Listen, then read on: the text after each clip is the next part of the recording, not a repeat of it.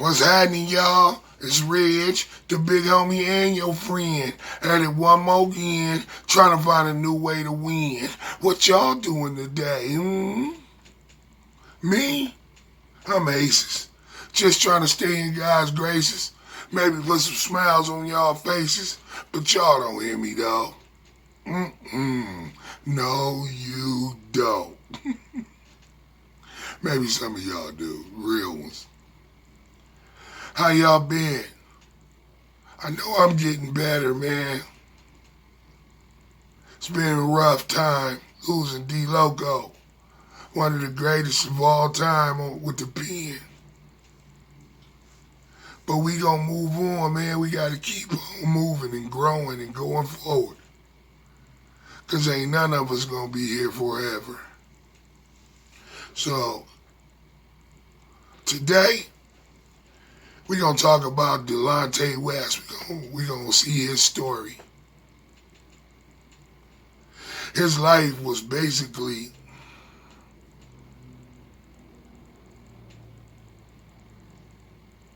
turned upside down due to mental illness.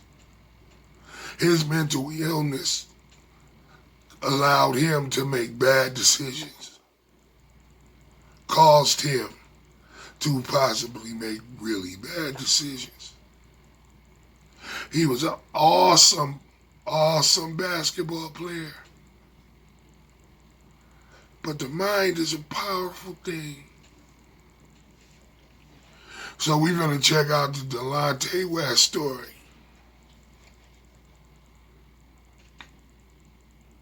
Y'all ready? How do you go from hitting game-winning shots next to LeBron James, He got it! Delonte West with a big shot! making over $16 million to a homeless man on the side of the street? I'm not the leader. All the gang. Did you see the comparison in them two pictures? With the black suit, just sitting on the curb, just straight talking gibberish. This is Delonte West's story.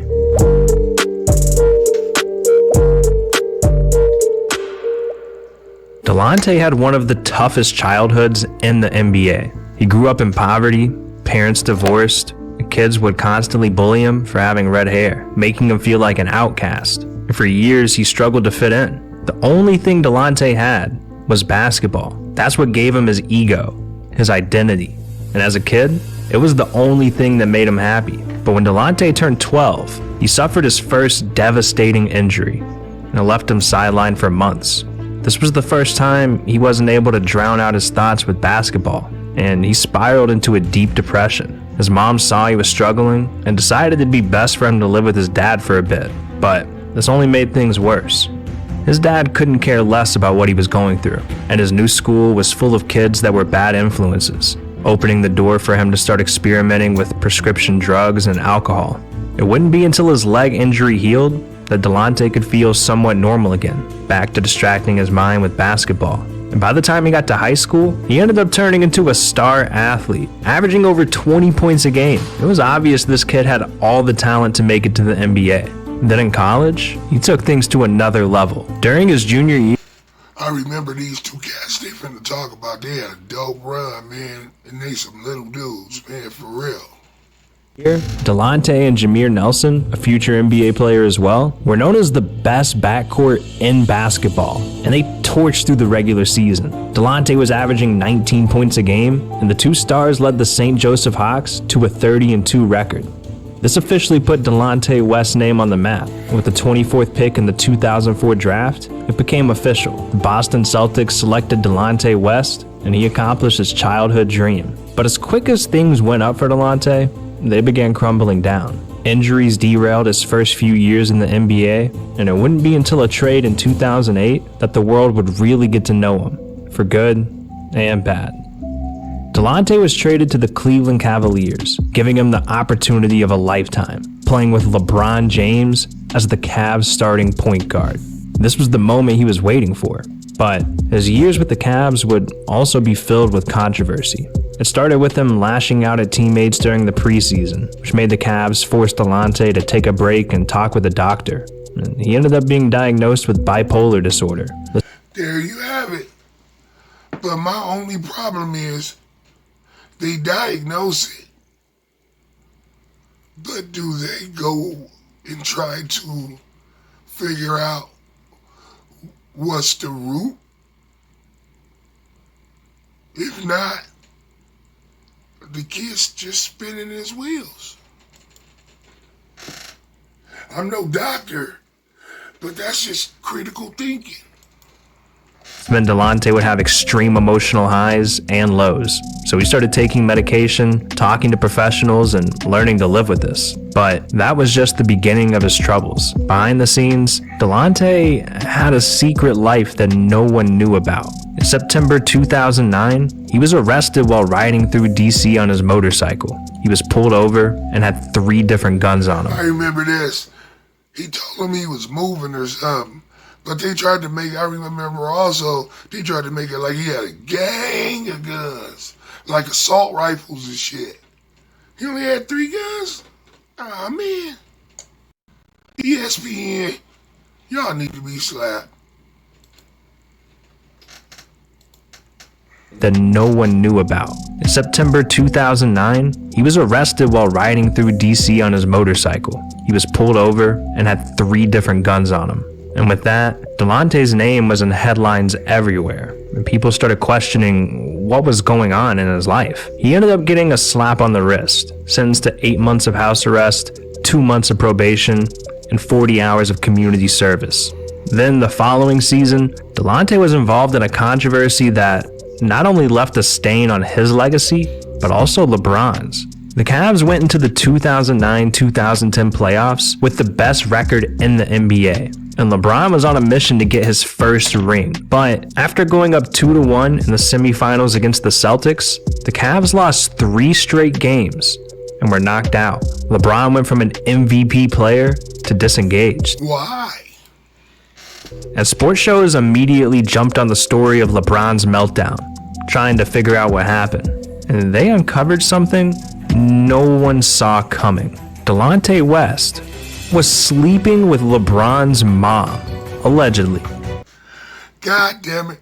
He gonna throw that allegedly in there, man. Was he hitting or not? I don't know how many of y'all remember the one time when LeBron, I think they were in Cleveland I think they were in Cleveland. And under the backboard, LeBron got into it with somebody and they were about to squab. And that nigga mom jumped up and went berserk. And you could read his lips where he was like, sit your ass down, mama. His mama ratchet as fuck. So she was a kid when she had that nigga. She about my age, I think. A little bit older. I've been to Cleveland. I might hit. Nah, let me stop. But that's crazy. I wonder if he really hit. I think he did. Tell me what you think in the comments, please. Rumor has it, LeBron found out that Delonte was hooking up with his mom during the Boston playoff series, and it completely threw him off his game. And just like that, the 2 players became the biggest sports topic in the world. Then, to make matters worse, the Cavs decided to trade Delonte away to the Timberwolves, and they waived him immediately. He then went on to sign a 1-year deal for the 2010-2011 season with the Celtics, but he had the worst year of his career, so they dropped him faster than they got him. It seemed like everything was falling apart, but luckily, one more team was willing to give him a chance: the Dallas Mavericks. They saw some value in the years of experience he had playing alongside LeBron James. So, the Mavs signed Delonte to a 1-year deal. People always label rich people as Illuminati, the devil, wanting to kill people. I got a lot of rich friends that are good people. And Mark Cuban seems like a really cool dude, man. He looks out for this kid. I like Mark. Let me hold something.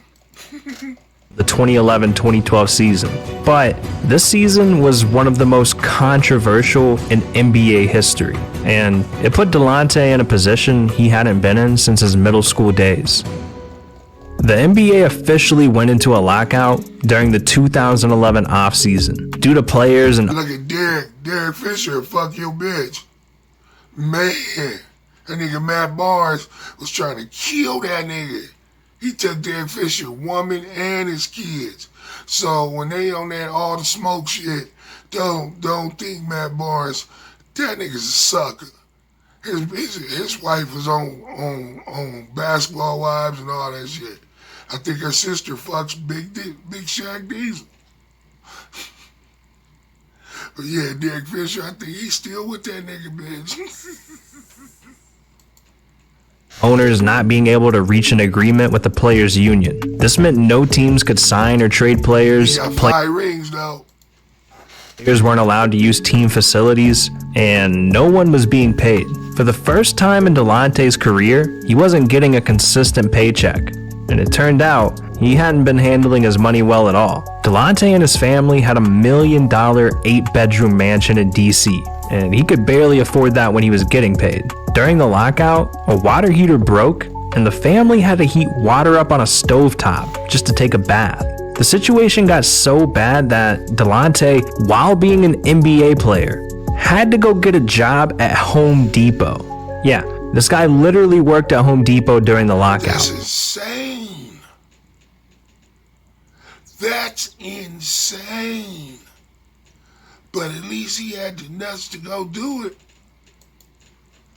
He was disgusted with himself, and he wanted to get rid of anything that made him feel like a failure. So Delonte started selling every single piece of memorabilia he had. It got so bad that when Delonte couldn't find a buyer, he would just throw the memorabilia away, just trying to erase all the pain he was going through. This lockout was one of the most difficult times in Delonte's life, but luckily, it was short-lived. And by January 2012, the NBA was back in session, and Delonte still had an opportunity with the Mavericks. After hitting rock bottom, Delonte was given one last chance to turn things around. The only question now was, can Delonte actually bounce back?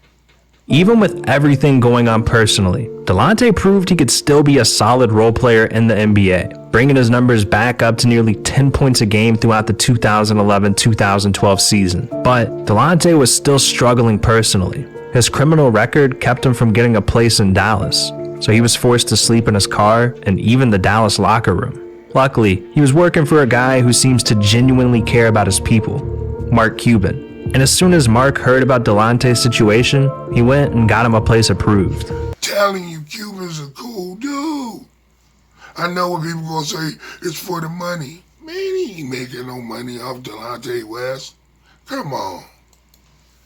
Delonte seemed like he had a great setup here in Dallas, but still, he couldn't stay out of his own way. Going into the 2012-2013 season, Delonte signed another one-year contract with the Mavs, and he was playing hard during the preseason games, a little too hard. He started snapping at not just officials, but his teammates, and this all hit a boiling point on October 15th. After a preseason loss, Delonte went ballistic on his teammates in the locker room, and the Mavs had enough, so they suspended Delonte for conduct detrimental to the team as a warning shot. But just 10 days later, Delonte blew up on his teammates again after another preseason loss. So the Mavs hit Delonte with another suspension, and just a few days later, he was waived from the team, officially marking the end of his NBA career. At the time, Delonte was renting an apartment with a balcony that overlooked the Mavericks arena. And Delonte sat up on that balcony for days, watching fans pile into the arena, crying his eyes out, thinking about what could have been. But he had to move on. For a couple of years, he played for teams out in China and Venezuela, but never found stability. In 2015, Delonte made his way back to the US, playing for the Texas Legends in the G League. But it wasn't long before he suffered a season-ending injury in April of 2015. This marked the end of Delonte's basketball days, and opened the door for the darkest chapter of his life yet. Delonte West completely disappeared. No one was talking about him. No one had any idea what he was up to until these pictures went viral in 2016. A fan ran into Delonte at a gas station and recognized him, so he wanted a picture, but what he got was a weird experience. The fan posted these pictures with the caption, "Bro had a hospital robe on like he escaped from the psych ward or something." I asked what happened, and he said life. Damn, it's Life.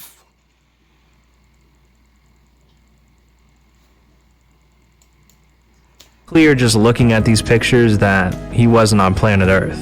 Nowhere close. I wouldn't call him homeless here though. It looked like he was going through a lot, and it was taking a toll on him for sure, but homeless? Not yet. After these pictures went viral, we wouldn't hear the name Delonte West for years. No one knows what he was doing. All we know is that the next time we saw him, he was in a graphic viral video being attacked in the middle of a highway. This started going viral in early 2020, and there is a part 2 of the aftermath showing Delonte West shirtless, handcuffed, and in a rage. I'm the leader of the motherfucking goddamn Navy SEALs and the Army and the Navy. I'm President Trump. I'm the real president. I'm not the leader of all the gangs. What happened? At this point, it was more than clear. Delonte West needs help immediately. And as these videos went viral, Delonte's former college teammate Jameer Nelson Man, you think? posted this message online, begging for Delonte to get help and spreading awareness on how serious mental health really is. But nothing really came of this, and it wasn't long until he once again disappeared for months. The next time we saw Delonte was September 2020, and it was clear that he was at rock bottom. What does a homeless NBA player look like? Well, a heartbreaking picture started going viral, showing Delonte on the streets of Dallas with a cardboard sign, begging for money. This time, when Delonte went viral, things felt different. This picture took the internet by storm, and the NBA world started rallying together to try to get Delonte some help. Anyone and everyone that ever met Delonte was posting online, begging for someone to get him help or offering it. Even LeBron wanted to fly Delonte out to LA and offered to spend whatever money it took to get him back on his feet. But no one could find him. Every minute was important. It felt like it was a matter of time before things hit a point of no return. Thankfully, there was one more person trying to hunt Delonte down: Mark Cuban.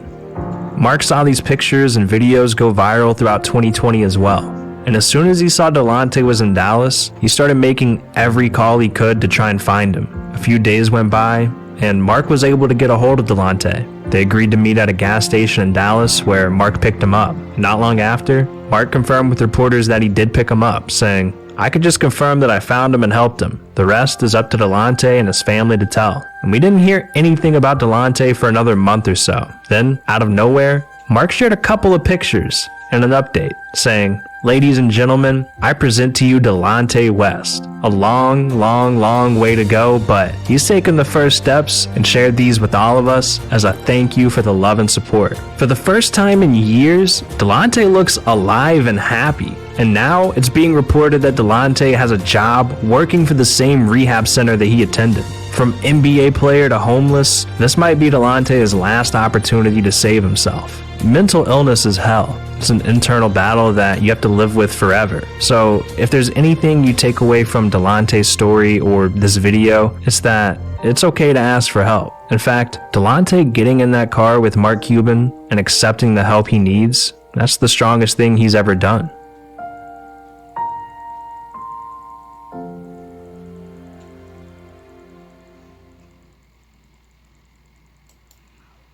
How do you go from hitting game-winning shots? That's crazy, man. You never know where life's gonna take you. And you could be sitting on top of the world and wake up in the gutter. No matter how much work you put in, and no matter how hard you think you're working, don't ever feel entitled. Because there are people that put in just as much work, if not more, to get their dreams and didn't. I kept an eye on this, and he's doing really, really, really, really well. So, just understand, everybody you see in the streets doing bad ain't there by choice. Because it's one thing that will never change. We all neighbors.